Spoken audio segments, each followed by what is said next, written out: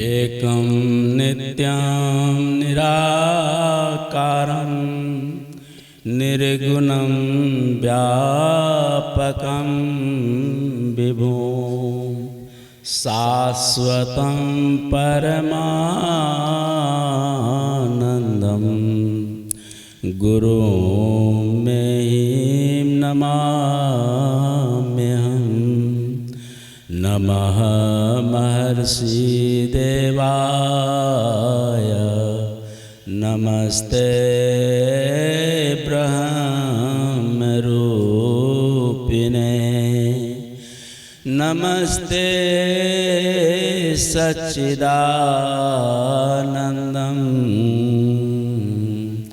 गुरुं में नमोस्तुते।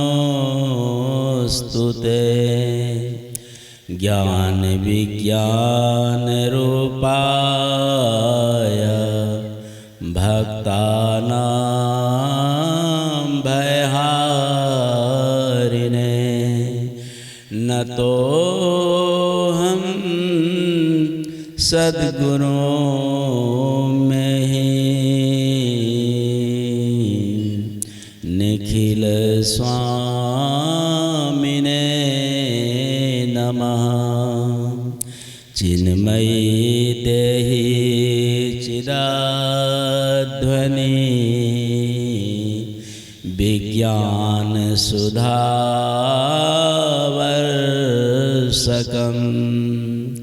नतोऽहं सद्गुरों में भवबन्ध विमोचकम्। बंदो गुरुपद कंज कृपा सिंधु नररूप हरि महामोहतम पुंज जासु वचन रविकर निकर। अव्यक्त रूप में सर्वत्र विराजमान प्रातः स्मरणीय अनंत श्री विभूषित ब्रह्मलीन परमाराध्य श्री सद्गुरु महाराज के चरणारविंद में कोटिशः नमन। नमन है हृदय स्वरूप पूज्यपाद संत महर्षि साई स्वामी जी महाराज के चरणारविंद में कोटिशः नमन। नमन है अपने निवास में प्रधानाचार्य जी को। मंच पर गुणातीत स्वरूप पूज्य महात्माओं के चरणों में नमन। धर्म गुणों को धारण करने वाले सज्जन वृंद महानुभावों, श्रद्धा भक्ति को स्वीकार करने वाली माताओं एवं स्नेहवती बहनों, योग ज्ञान मोक्ष और अवसान, इसमें 4 पाठ में 4 विषय हैं। अलग अलग इसकी व्याख्या है जो विद्वानों की गोष्ठी में हुआ करती हैं। तो मेरे सामने में मैक आया है, अल्प समय में कुछ आपकी सेवा में करूं। योग की बात अभी सुन रहे थे। योग दर्शन पतंजलि ने लिखा है, उसमें पहला सूत्र है योगानुशासनम। योग का मतलब होता है शासन, अनुशासन। हम यदि अपने आप को अनुशासन में रखते हैं तो आपसे योग संभव है। यदि अनुशासन में आप नहीं रख पाते हैं तो आप कितना भी चिल्लाइए, कितना भी सुनिए, आपसे योग संभव नहीं होगा। अनुशासन रखना।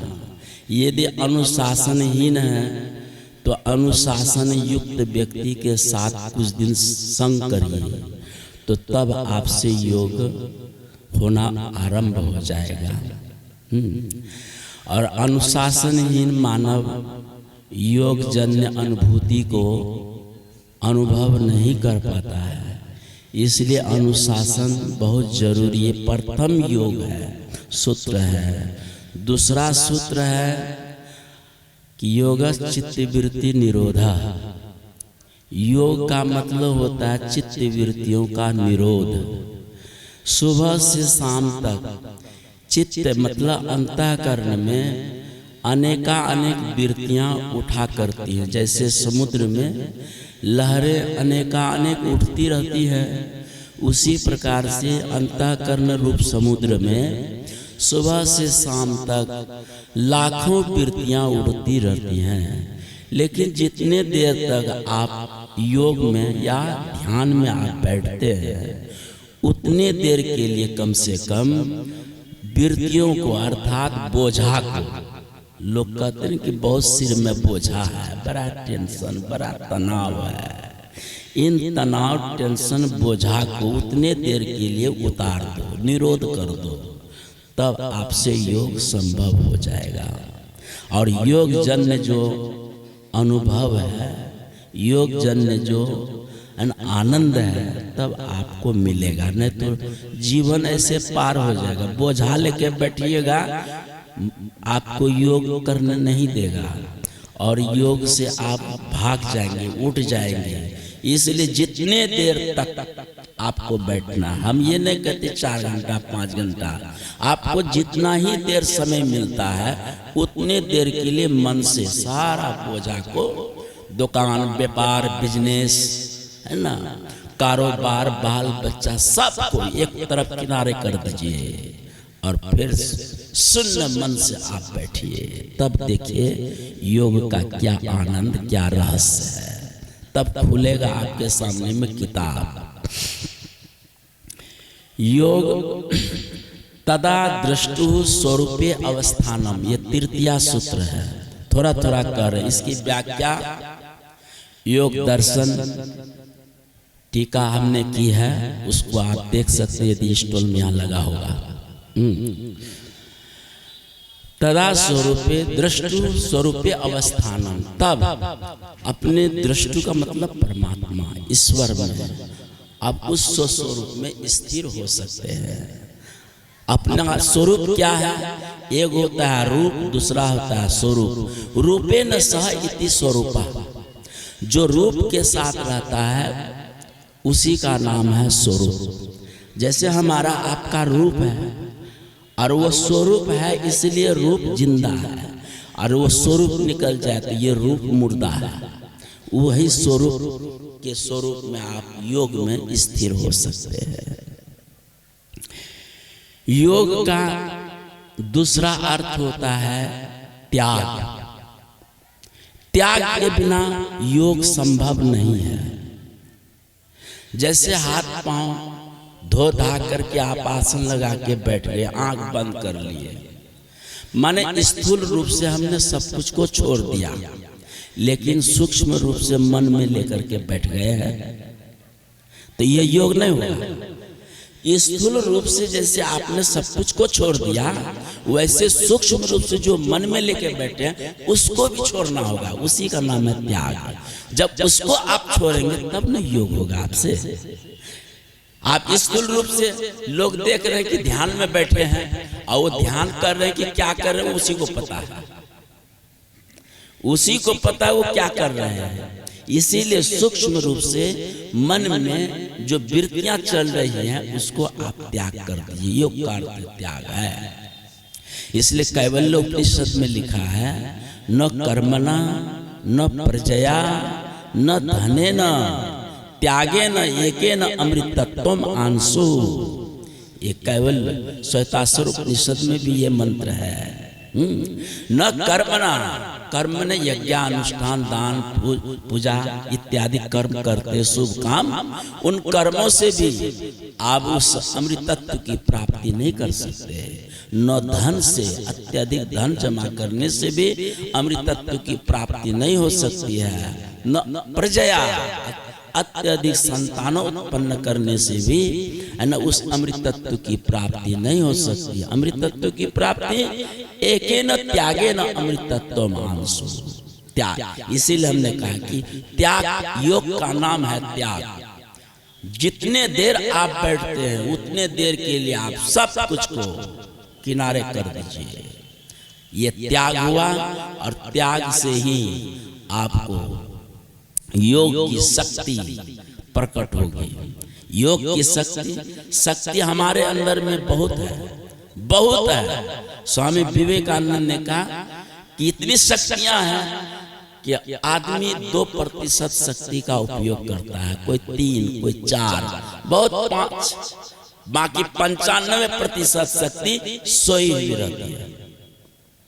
उन शक्तियों को, सोई हुई शक्तियों को कौन जगाएगा? जो योगी होता है, योगिनी होती है। योगिनी और योगी यदि कोई 25 जगा ले, 25%, वो संसार में पूज्य हो जाएगा, महान हो जाएगा। उनके पीछे सारी प्रकृति चलेगी। 75 को तो रहने दीजिए, 25% यदि शक्ति को आप जगा लेते हैं तो आपके पीछे प्रकृति चलेगी। आपके इशारे पर जो कहेंगे वो होगा। सारी शक्ति आपके अंदर में। योग का मतलब हमें वो शक्ति को जगाना है, जो हमारी शक्ति है ना, सोई हुई है अनेक जन्मों से, उसको हमको जगाना है। ये बात है। एक ब्रह्मचारी ज्ञान और योग सीखने के लिए एक महात्मा के पास गया। कहा कि बाबा हमको ज्ञान योग सिखा दीजिए, मैं संसार से उब गया हूं, मैं दुखी हूं, मैं सुखी होना चाहता हूं। कहा कि अच्छा देखो, आज मुझे फुर्सत नहीं है, मेरा मित्र एक राजा है, जाओ मेरा नाम कहना और तुमको ज्ञान योग वो सिखा देंगे। जाने लगे। मन में थोड़ी खिन्नता पैदा हुई कि आए थे, इन्होंने नहीं सिखा के राजा के पास भेज दिया। राजा लोग तो भोग विलासी होते हैं, क्या वो सिखाएंगे हमें? लेकिन फिर भी ये सिद्ध महात्मा कुछ कहा तो चले। सही माने जो सोचा था वहां गया। शाम के समय में दरबार में बड़ी भीड़ लगी थी और बेस्या नर्तकियां नाच गान कर रही थी। मन में बड़ी गलानी हुई और कभी कभी बीच बीच में राजा सीटी भी मारे। मन बहुत खिन्न हुआ। सोचा कि महात्मा साधारण नहीं है, सिद्ध है, उन्होंने भेजा तो कुछ सोच के ही भेजा होगा, चलें बाद में मिल करके चलेंगे। तब तक वो खत्म हुआ कार्यक्रम। महात्मा जी, ब्रह्मचारी जी मिलते हैं राजा से कि हमको ज्ञान योग सीखना है, आपके महात्मा जी ने भेजा है। कहा कि देखो जी, अभी हम सिखा भी देंगे, तुम कहाँ जाओगे? रात हो गई है, खाना पीना खाओ, सवेरा होगा मैं तुम्हें सिखा दूंगा, तुम चले जाना। उन्होंने सोचा कि ठीक ही कह रहा, और रात में खाना पीना खाकर उनको एक डेरा दिया, और ऐसा डेरा दिया कि सिर्फ वो चित होकर के लेट सकता है, वहां करवट भी नहीं ले सकता। और उनके छाती के सामने में एक तलवार धागा में ऊपर में टांग दिया, बाहर से ताला लगा दिया। राजा चले गए। प्रातः काल आए मिलने, ताला खोले, युवक से कहा कि अच्छा बढ़िया से सोया ना? कहा कि बढ़िया से। कहा क्या हुआ? क्या हुआ? रात भर हमने बस तलवार को ही देखते रह गया कि अब गिरेगी तब गिरेगी, मेरी छाती को भेद देगी। कि और भी कोई चिंतन किया था? कहा कि नहीं, और क्या चिंतन करेंगे, बस अब मेरी मृत्यु तब मेरी मृत्यु, यही। और रात कैसे निकल गई मुझे पता नहीं चला। जाओ, यही है योग, इसी का नाम योग है। योग में सब कुछ भूल जाना। ध्यात्री ध्यान परित्यज्य एक गोचरम। ध्यात्री को छोड़कर केवल ध्येय ब्रह्म, अपने स्वरूप का चिंतन, तलवार का चिंतन करते हुए पता नहीं लगा रात्रि कहाँ चली गई। लोग यहाँ 5 मिनट बैठते हैं, कभी घुटना दुख रहा है, कमर दुख रही है, पेट चरचरा रहा है। इसका मतलब तो शरीर का ध्यान कर रहा है, तो ध्येय वस्तु का ध्यान कहाँ? ध्येय वस्तु का यदि ध्यान होगा तो घुटना का दर्द महसूस होगा? नहीं होगा महसूस। हाँ, न कमर के दर्द का महसूस होगा। शून्य में जाओ, कुछ नहीं होगा। जैसे कोई किसी को बुखार हो गया, सिर दर्द हो गया, जब गहरी निद्रा में चला जाता है, क्या गहरी वो सिर दर्द भी महसूस होता है? क्या जुकाम ठंडी बुखार भी महसूस होता है? कुछ नहीं। जैसे शरीर में आता है तो शरीर की हरकतों से वो प्रभावित होता है, वैसे योग है। आंख के पीछे में ऐसी जगह है, वहां योग के द्वारा चलो ना, वहां पर सारे हरकतों से आप दूर हो जाएंगे। न शरीर का दर्द, सिर का दर्द, न बुखार, न जुकाम आपको महसूस होगा। वह ऐसी जगह है आपके सबके अंदर में है, वह योग है। इसी का नाम है योग। योग की बहुत विलक्षण बातें हैं।